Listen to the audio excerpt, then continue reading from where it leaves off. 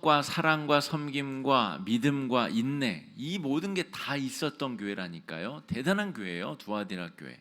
사랑도 있었고 섬김도 있었고 믿음도 있었고 인내도 있었는데, 거짓 교사가 들어왔는데 그를 내버려 두었다라고 하는 겁니다.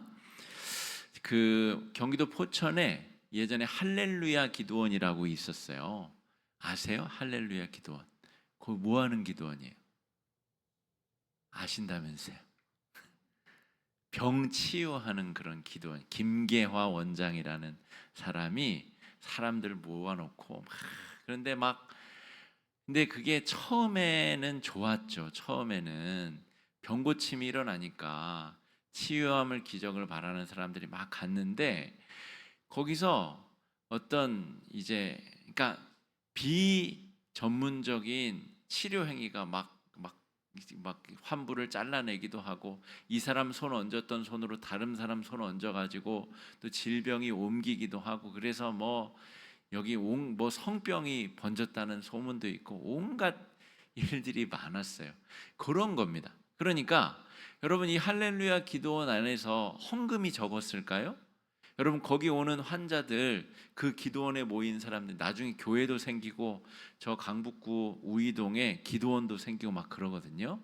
여러분, 그 사람들이 사랑이 적었을까요?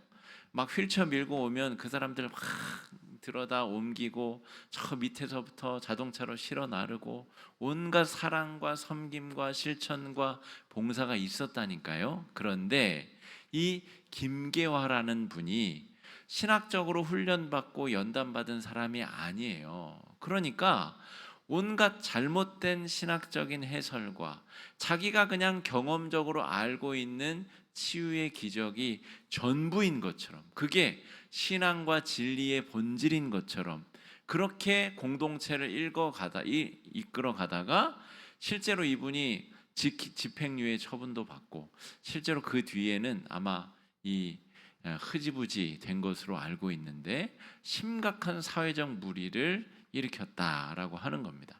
그럼 신앙촌 처음부터 그랬습니까? 처음부터 뭐 그 박태선 장로가 처음부터 이단이었나요? 아닙니다. 신앙촌 장로가 나중에 신학이 없으니까, 신학적 토대가 없이 그냥 자기가 생각하는 것, 신앙적 단계에서의 자신의 추구하는 바를 자기의 경험적 믿음으로 구체화하고, 그것을 강변하고 선동하다 보니까 사람들이 몰리고 따르다 보니까 자기 발 씻은 물 담아가지고 나눠주고 팔고, 여러분, 그게 치유의 물이다, 기적의 물이다. 여러분, 지금도 그러한 일들이 벌어지고 있지 않습니까? 지금도.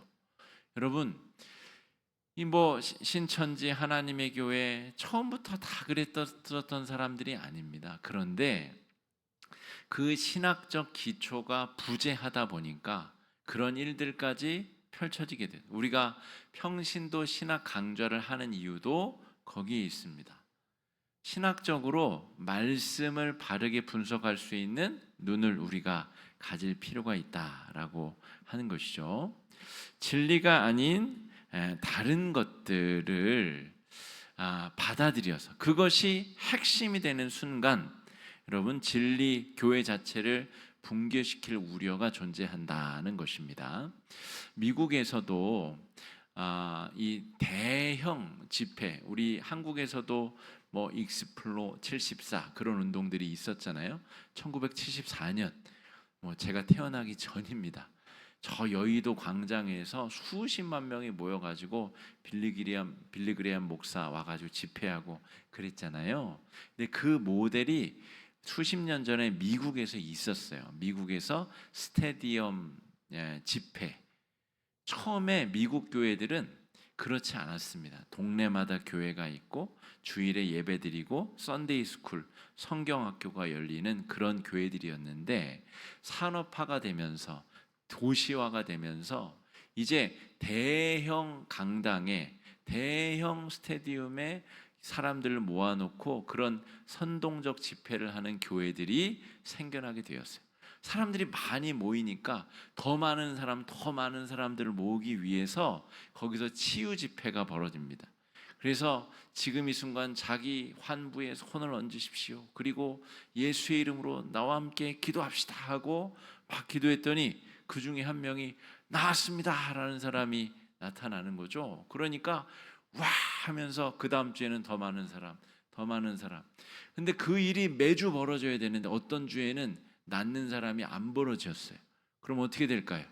그 목사가 다음 주에도 더 많은 사람 와야 되는데 안 되겠다. 연기자를 하나 심자. 그래서 휠체어 타고 어떤 사람이 연기자가 오는 겁니다. 돈을 주고 연기를 시키는 거예요. 자, 탁 하면 그 순간에 비비적거리면서 탁 일어나는 거야. 그리고 옆에 있는 전도사 시켜가지고 일어났습니다 외치게 만들고, 그런 일들이 미국 교회 안에서 3, 40년간을 유행하고 그 유행의 물결이 한국 교회까지 오게 된 것입니다.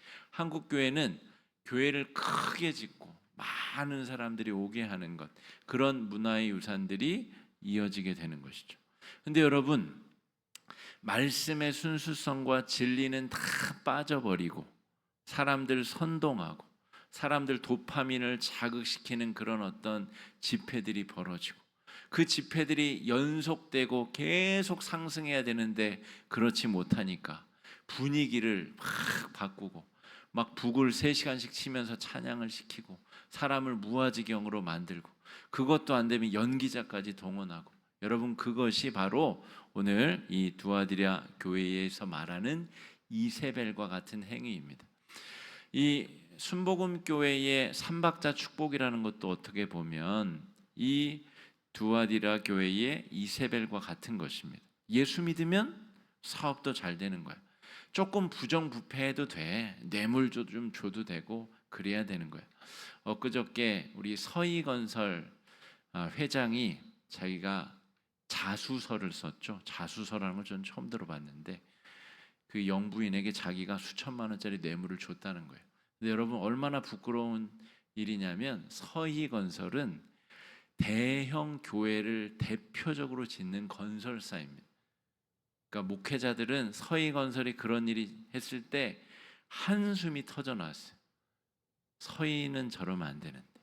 왜냐하면 이 한국의 대표적인 유명한 교회들 거의 대부분 90% 이상 서희건설이 지었습니다.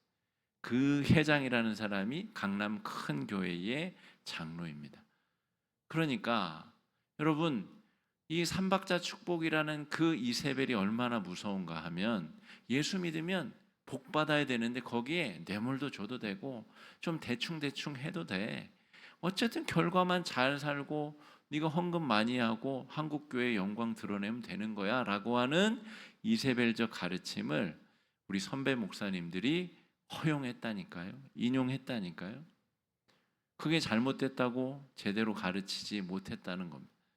여러분, 몇 주 전부터 계속해서 한국교회 원로들 압수수색 당하고 실제로 그게 대법원 판례까지 가야 되겠지만, 여러분 사실일 가능성이 굉장히 높습니다. 지금까지 한 일들을 보면 군부 독재 축복하는 기도회 열어주고 무슨 일을 하든 다 예수의 이름으로 면죄부를 주는 일들을 그분들이 하셨고, 그 과거의 역사를 보면 그런 일을 했을 가능성이 높다는 거죠. 서희건설이 무너지는 것을 보면서 대부분의 목회자들은 아마 깊은 한숨을 쉬고 있습니다. 더 이상 한국교회가 어디 고개를 쳐들 수 있는 그런 상황이 아니게 되고 있는 것이죠. 여러분, 성실히 일해서 건설사 키우면 안 됩니까? 성실히 열심히 해가지고 하면 안 됩니까? 왜 그렇게 해서 예수 믿는 사람들이 성공하고 잘 되는 모델을 보여줄 수 없습니까? 꼭 그렇게 뇌물을 주고 뒤로 해가지고 그렇게 해야 되는 겁니까? 우리가 이 7교회 이야기를 그렇게 해서 잘 살펴봐야 됩니다. 대형 교회에서 여러분 제가 하는 이야기 설교할 수 있을까요? 자기 교회 건물을 서희건설이 지었는데 그렇게 말할 수 있을까요? 여러분 그렇게 말하기 어렵습니다. 그냥 넘어가겠죠. 어디 교회에서 지었는지 감추겠죠. 머릿돌에 써있는 서희건설 지우겠죠. 여러분 우리가 예수를 잘 믿는다고 하는 것의 본래적인 의미는 여러분 깨어 있는 겁니다.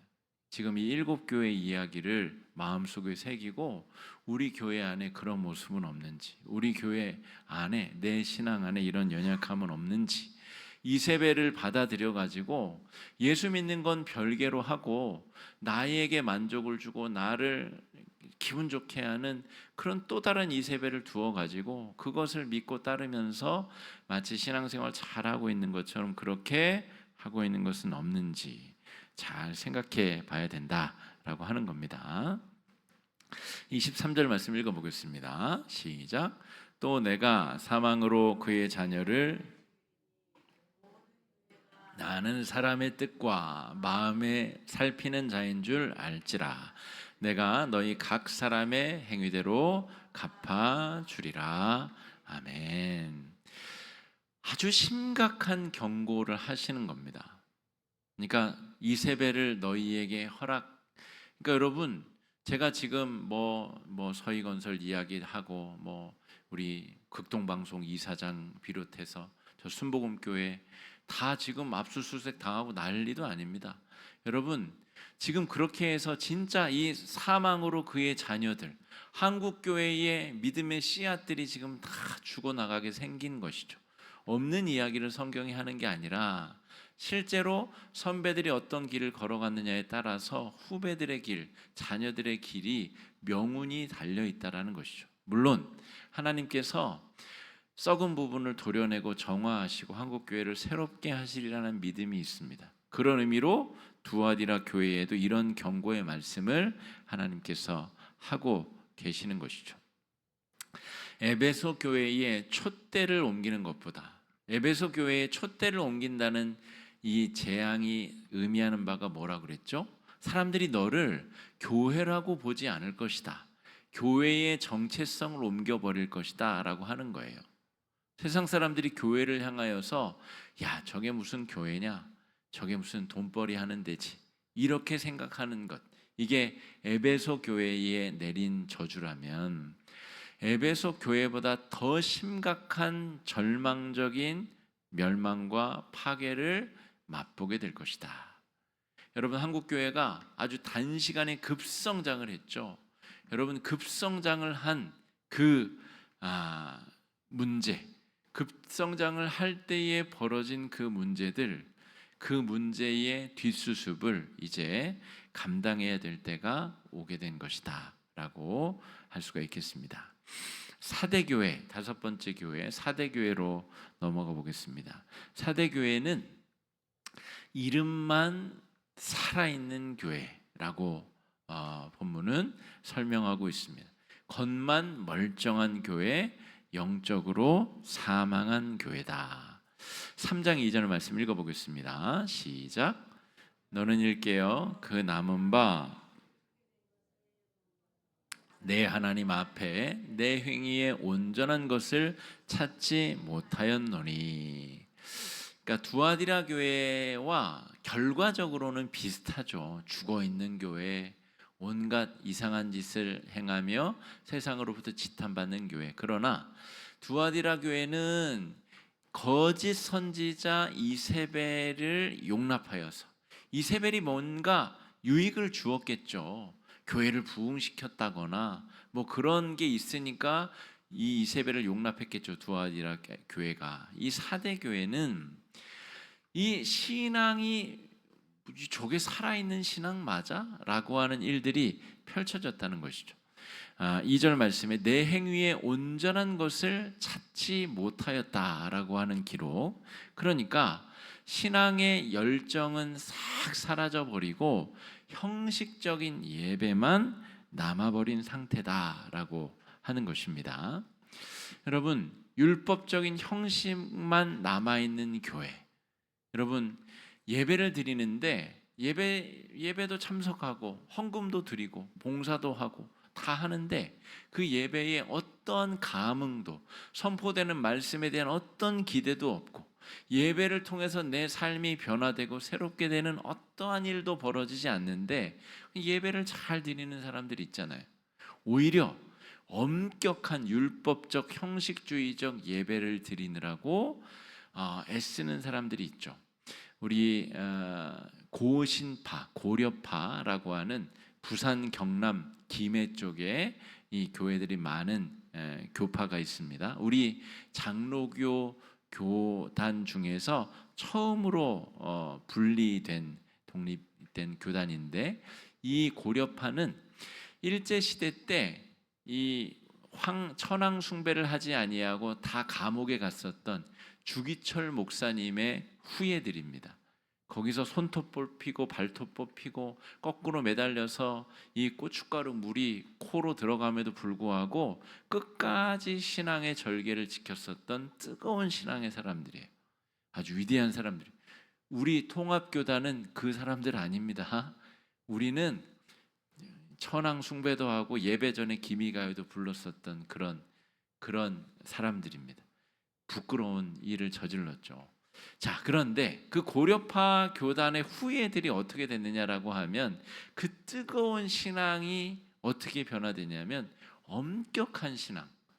그래서 주일에 돈을 쓰면 안 된다. 주일에 매식을 하면 안 되고, 처음에 저는 매식이라는 말이 무슨 말인가, 돈 주고 뭘 사 먹으면 안 된다는 거예요. 우리 교회처럼 목장 모임 때 김밥 사다 나눠주면 안 돼요. 큰일 납니다. 아주 엄격한 신앙, 예배 시간에 1초도 늦으면 안 되고 엄격하게 지켜야 되는 신앙. 그래서 그들의 신앙이, 그 순수했었던 열정적 신앙이 이제는 어떻게 바뀌었냐면, 이거 죄인가 아닌가, 율법주의적 신앙으로 완전히 탈바꿈하게 되었다. 다 그렇다는 게 아니라 모두가 그렇지는 않겠죠. 그렇게 와전되어 버렸다. 이게 바로 사대교회가 가진 문제다라고 하는 겁니다. 여러분, 제가 실명은 거론하지 않겠습니다. 어떤 교회에 그 대예배 성가대 지휘자가 아주 유명한 지휘자가 있었어요. 그런데 이제 은퇴할 나이가 된 거죠. 은퇴를 할 나이가 되면 은퇴를 해야죠, 그죠? 은퇴를 했는데 자기는 지휘를 계속하고 싶은 거예요. 그래서 어떻게 하냐면 교회를 옮깁니다. 같은 노예 안에 있는, 자기가 섬겼던 교회보다는 더 크거나 명망이 있지는 않으나 더 작은 교회로 옮겨서 거기서 지휘자 활동을 이어갑니다. 그래서 그 옮겨간 교회는 어떻게 되냐면, 교회 홈페이지는 별 볼 일이 없는데 그 교회의 성가대 홈페이지가 대문짝만 합니다. 그러니까 성가대 교회가 돼버린 거예요. 그 사람 때문에. 그러니까 여러분, 제 기준에 저건 도대체 무슨 예배를가 드려지는 교회인가? 성가대 지휘자 한 명 때문에 교회의 색깔이 확 바뀌고, 예배 자체가 성가대만 도드라지는 교회, 그걸 어떻게 하나님이 주인공이 되시는 중심되는 예배라 할 수 있겠는가? 나이가 돼서 은퇴할 때가 되면 정말 멋있는 모습은, 정말 멋지게 지휘하던 그 양반이 성가대원이 돼가지고, 혹은 성가대 주보, 성가대 악보 복사하는 그런 사람이 되어서 성가대를 위해서 가장 낮은 곳에서 가장 작은 모습으로 섬기는 것. 아마 그러면 한국교회 모든 매체들이 대서특필했을 겁니다. 그게 멋진 모습이지, 자기 지위 더 하고 싶다고, 이쪽 교회에서는 이제 나이가 돼서 은퇴해서 못하니까 이제 다른 교회로 옮겨가가지고 자기만의 왕국을 세우는, 여러분, 그게 바람직한 섬김의 자세입니까? 사대교회가 그렇다는 거예요. 최근에 오륜교회라고 그 디모데 기도회라고, 디모데 기도회 맞죠? 맞나? 다니엘 기도회라고, 이 전국 전 세계로 그 기도회를 이렇게 온라인 중계하는 간증 집회 기도회 하는 그런 대형 교회 있어요. 저 잠실에. 그 중계를 받아가지고 금요 기도회를 하는 작은 교회들도 많아요.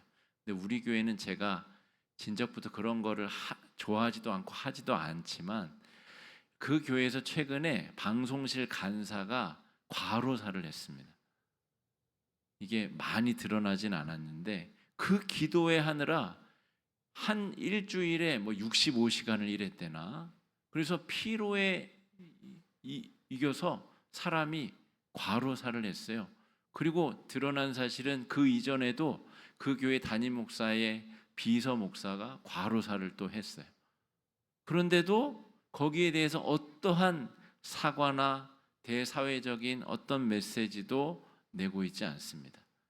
그 교회에서 진행하는 그 다니엘 기도회를 수백 수천 교회가 받아다가 다시 방영하고 다시 하고 얼마나 그걸 함께 참여하고 있는지 모르겠는데, 그렇게 인기 많은 교회에서 그것을 진행하다가 과로사를 했는데 거기에 대한 어떤 입장, 사과, 변명 어떠한 것도 없습니다. 오히려 그 사고가 난 다음에 그 교회 주일 설교는 어려운 일이 있을 때 시험 들면 안 된다는 주제의 설교가 선포됐습니다. 여러분, 도대체 그 교회는 잘하고 있는 교회입니까? 복음을 전하기 위해서 애쓰고 있다고 하지만 사람이 죽어나가고 있는데 그게 바른 선교의 모델, 교회에 해야 될 일이라고 볼 수가 있을까요, 여러분?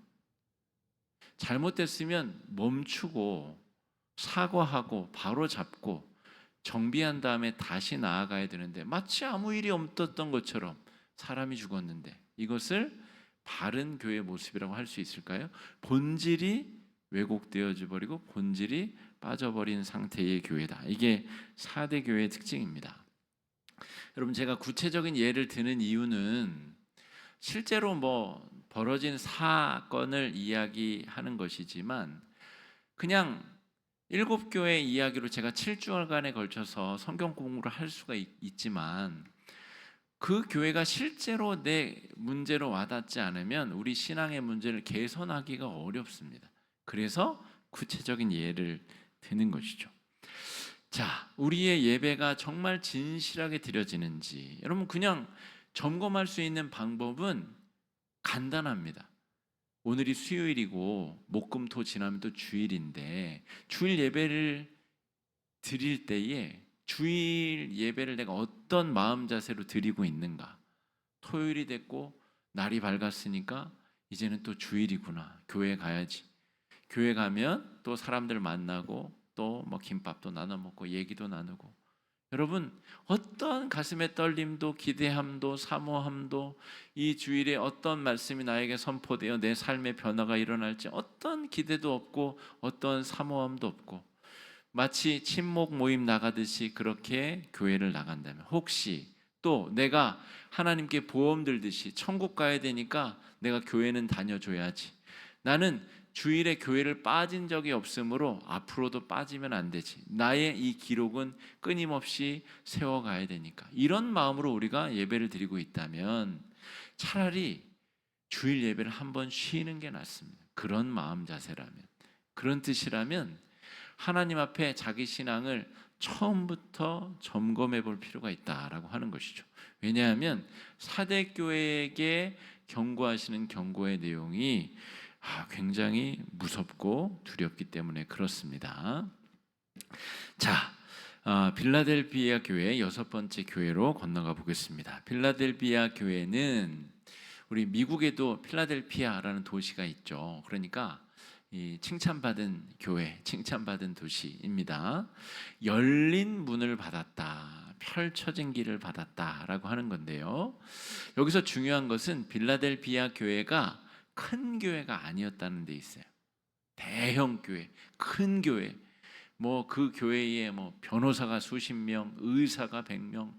그래서 해마다 의료 선교를 나가고 헌금이 쌓이고 쌓여서 그걸 어디다 써야 될지 고민하는 그런 교회가 아니라 작고 약한 교회였다는 거예요. 근데 그 교회가 하나님 앞에 신실하고 의롭게 충성스럽게 쓰임 받았다라고 하는 겁니다. 여러분, 저는 이 빌라델피아 교회가 우리 화곡중앙교회에게 주는 은혜의 메시지가 크다고 봅니다. 여러분, 저처럼 설교하는 사람은, 목사는 대형 교회에 갈 수가 없어요. 여러분, 이렇게 오륜교회 얘기하고 아까 명성교회 얘기하고 이렇게 설교하는 목사는 대형 교회 아예 자체에 갈 수가 없습니다. 그래서 우리 교회가 대형 교회가 아니어서 제가 올 수 있을지도 모르죠. 그런데 여러분, 대형 교회가 하나님께서 축복하시고 큰 교회다라고 착각하셔도 안 됩니다. 빌라델비아 교회를 보면 알 수 있습니다. 오히려 뒤쪽에 꾸중 듣는 라오디게아 교회가 우리가 말하는 소위 말하는 명성교회, 여의도 순복음교회 그런 교회들입니다. 큰 교회. 그런데 오히려 뜨뜻미지근해서 주님이 구역질하신다라고 라오디게아 교회 이야기하십니다. 작은 교회의 장점이 뭐냐면 말씀으로 뜨거워질 수 있다는 거예요. 이러다가 우리도 대형 교회가 되면 어떻게 될지 모르죠. 장로님이 막 10명, 20명, 30명 되고 막 사람들이 많아지면 또 담임 목사인 제가 막 교만해지고 그렇게 될 수 있겠죠. 그래서 작은 교회가 그 상황에 믿음을 지킬 수 있는 장점이 있다는 이야기를 하고 있는 겁니다. 작은 교회가 말씀 중심으로 똘똘 뭉쳐서 위기를 극복할 수 있는 그런 능력이 있다는 것이죠. 근데 문제는 뭐냐면 한국 사람들은 작은 것을 부끄러워한다는 거예요. 여러분, 차도 큰 차 타죠. 집도 큰 데 살기 원하죠. 아니, 은퇴한 부부 둘이서 그렇게 큰 집에 그 연료 떼가면서 관리비도 내기 힘들면서 큰 집 살겠다는 게 비상식적임에도 큰 집 살아야 된답니다. 큰 차 타야 된답니다. 여러분, 그게 능사가 아닌데 크게 좋은 거라는 잘못된 착각, 그게 있다는 것이죠. 그게 우리 민족성 안에 있어요. 그래서 교회도 큰 데 다니고, 너 니네 교회 몇 명 모이니? 니네 교회 예산이 얼마니? 니네 교회 얼마나 크니? 여러분, 7교회 이야기를 살펴보면 큰 교회들이 다 문제가 있어요. 지금 크기 때문에 진리를 선포하지 못하고, 아까 두아디라 교회는 교회를 크게 만드는 이세벨 같은 여인, 김계화 같은 여인이 나타나니까 이게 똥인지 된장인지도 모르고 막 쫓아가다가 그 교회 자체가 침몰하고 멸망하는 일이 펼쳐지게 된다라고 하는 거죠. 그러니까 여러분, 우리 교회 같은 정말 이 적당한 사이즈의 말씀 중심으로 신앙생활 잘할 수 있는 시대의 변화에 발맞추어 하나님의 뜻을 바르게 추구하며 나아갈 수 있는 교회가 정말 좋은 교회입니다. 목회자를 언제든 만나서, 담임 목회자를 언제든 원하면 만날 수 있는 교회, 내가 궁금한 바를 물을 수 있는 교회, 내 기도 제목을 요청할 수 있는 교회가 진짜 좋은 교회입니다. 근데 진짜 좋은 교회를 다니면서 좋은 교회를 다니는지 몰라요. 열등하다고 믿겨요. 아, 우리 교회가 더 커져야 되는데, 우리 교회가 더 큰 건물을 가져야 되는데, 그러느라고 여러분 10년, 20년 낭비하는 동안에 그렇게 바라던 분들은 다 주님 나라 갑니다. 그러면 도대체 언제 신앙생활하고, 언제 주님 앞에 쓰임받고, 언제 하나님 나라 확장합니까? 여러분, 큰 건물 짓다가 세월 다 보내면 언제 쓰임받습니까?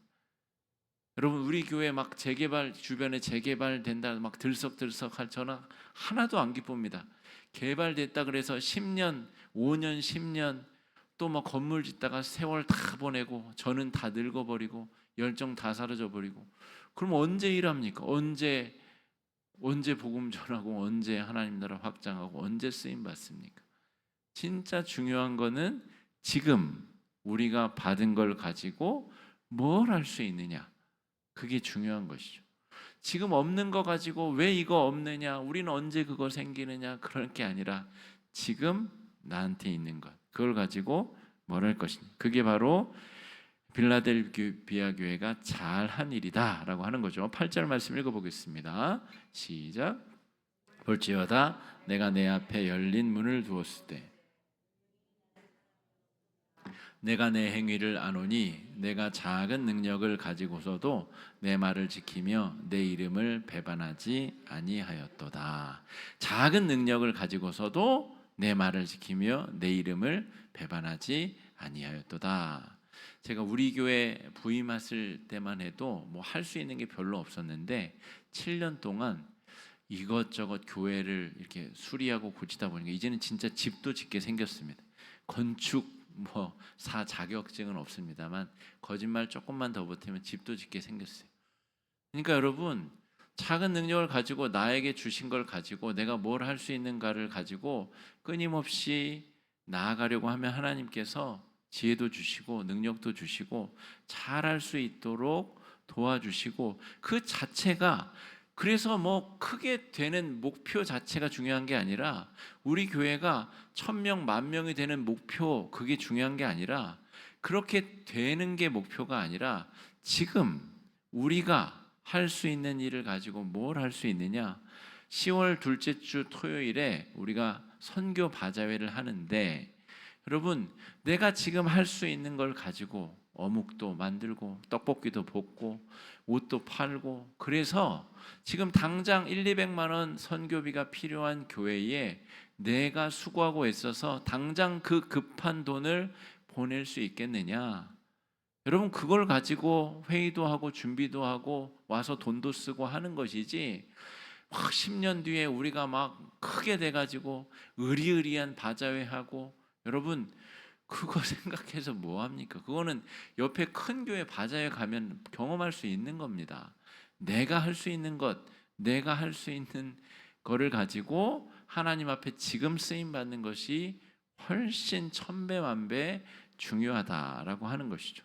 내가 받은 것, 내가 할 수 있는 걸 가지고 헌신하고 충성할 수 있는 것이 중요하다라고 하는 것이죠. 자, 인내의 말씀을 지킨 자, 그 사람을 하나님께서 지킨다는 거죠. 이 칭찬받는 교회의 똑같은 특징은 뭐냐면 핍박과 고난을 견뎌냈다는 겁니다. 여러분 다 잘되고 다 평안하고 여러분 그러면 뒤쪽에 라오디게아 교회처럼 이 두아디라 교회처럼 겉으로는 멀쩡해 보이고 대형 건물이 있고 사람들 많이 모이는 것 같은데 아무 쓸데없는 모임, 아무 쓸데없는 능력 없는 교회가 된다라고 하는 거죠.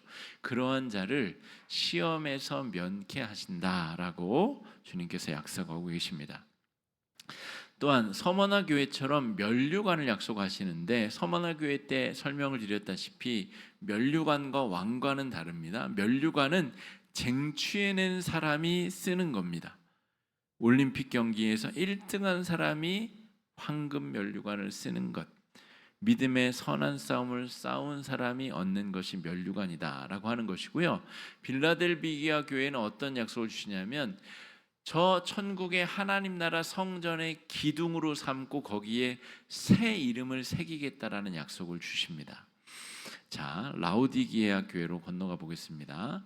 라오디게아 교회는 뜨뜻미지근한 교회인데 야, 너 차라리 뜨겁든지 차갑든지 내가 너를 마시다가 내가 구역질이 난다라고 주님께서 말씀하셨습니다. 그 터키에 가보신 분들은 아실 텐데 파묵갈레라고 하는 아주 유명한 온천이 있어요. 제가 2000년도에 거기 가봤는데 그 당시에도 산 꼭대기에 신전이 부서진 곳에 호텔이 있고 거기에 온천 수영장을 해놨어요. 거기 제가 수영을 해본 경험이 있습니다. 온천 물인데 이 탄산 온천수가 올라오는데 그 밑에는 이 신전이 무너진 고대의 기둥들이 막 있는 그런 수영장.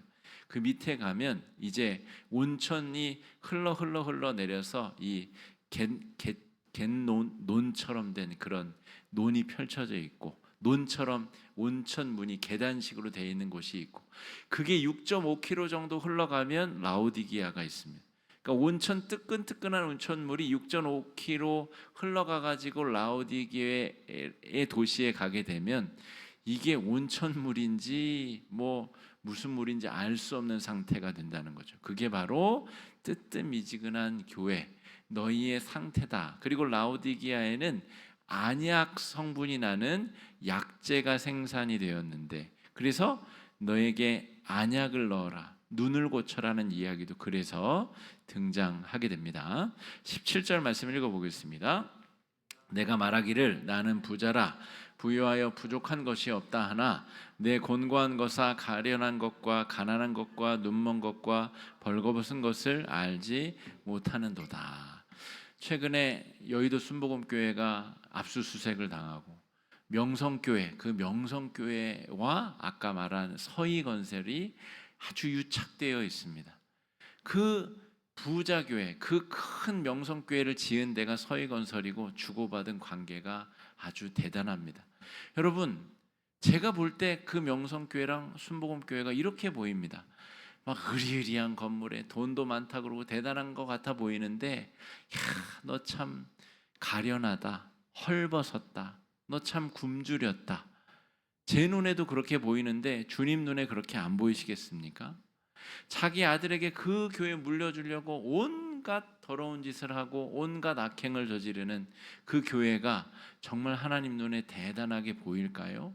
여러분, 하나님께 정말 귀하게 보이는 교회와 하찮게 보이는 교회는 우리가 보는 시선과 다르다는 것을 분명히 기억해야 됩니다. 여러분, 말씀에 바르게 깨어있고 바른 신앙을 추구하는 건강한 교회, 오히려 대형 교회일수록 설교자가 이 사람 눈치 보고 저 사람 염려하느라 그런 바른 설교를 하기가 어렵습니다. 오히려 우리 교회처럼 적당한 사람들이 모이는, 적당한 규모의 사람들이 모이는 교회에서 오히려 눈치 안 보고 하나님의 말씀을 바르게 전할 수 있고, 서로 거스리는 사람이 있더라도 그 사람이 오히려 회개하고 바른 말씀으로 나올 가능성이 높다라고 하는 것이죠. 스스로 부자라고 떠벌리고 다니지만 영적 가련함과 벌거벗음과 눈이 멀어버린 상태다. 아이고, 이 정말 최악의 상태의 교회라고 볼 수가 있겠습니다. 자, 18절 말씀 읽어보겠습니다. 시작. 내가 너를 권하노니 내게서 불로 연단한 금을 사서 부요하게 하고 흰 옷을 사서 입어 벌거벗은 수치를 보이지 않게 하고 안약을 사서 눈에 발라 보게 하라. 자, 불로 연단한 금을 사서, 지금 금으로 덕지덕지 발라있는 라오디게아 교회, 야, 그거 진짜 금 아니야. 믿음으로 네가 예수 때문에 핍박당하고 연단받은 그 상처의 흔적, 채찍 맞아본 그 몸의 상처, 그거 있어? 그게 금이야. 그게 금덩이야. 네가 언제 예수 때문에 핍박당하고 고난당해봤어? 네가 언제 예수 때문에 연단받아봤어? 그게 금덩이라는 것이죠. 인내와 충성으로 신앙을 지키기 위해서 너는 무슨 대가를 지불해 봤냐?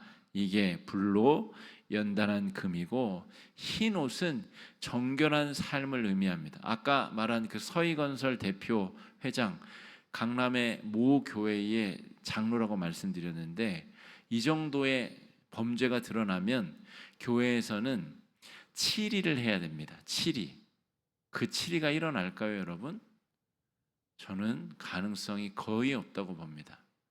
한국 교회에서 그런 범죄를 저지른 교회의 장로를 치리한다?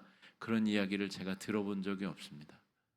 여러분, 교회의 명예를 떨어뜨리고 불법적 일을 저질렀는데 그걸 자수하고 자백했는데 치리하지 않는다고요? 치리하지 않을 게 뻔합니다. 여러분, 흰 옷, 정결한 삶 어디 갔습니까? 그 비단 옷 입고 있는 라오디게아 사람들이 옷이 벌거벗어 가지고 내게서 흰 옷을 가져다가 옷을 걸쳐라, 네 부끄러운 수치를 가려라 라고 주님이 말씀하고 계시는 겁니다.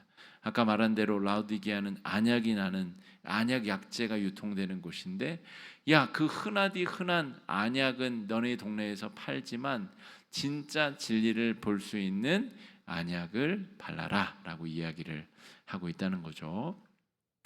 여러분, 그래서 여러분 거듭 말씀드리지만 으리으리한 건물, 대단해 보이는 교회, 큰 교회, 사람 많이 모이는 교회 하나도 부러워할 게 없습니다. 하나도 부러워할 게 없고, 오히려 담임 목사가 이 사람 눈치 보고 저 사람 눈치 보느라 오히려 해야 될 말 못하고 진리의 말씀을 선포하지 못할 가능성만 점점 커질 수 있다라는 것을 기억해야 됩니다.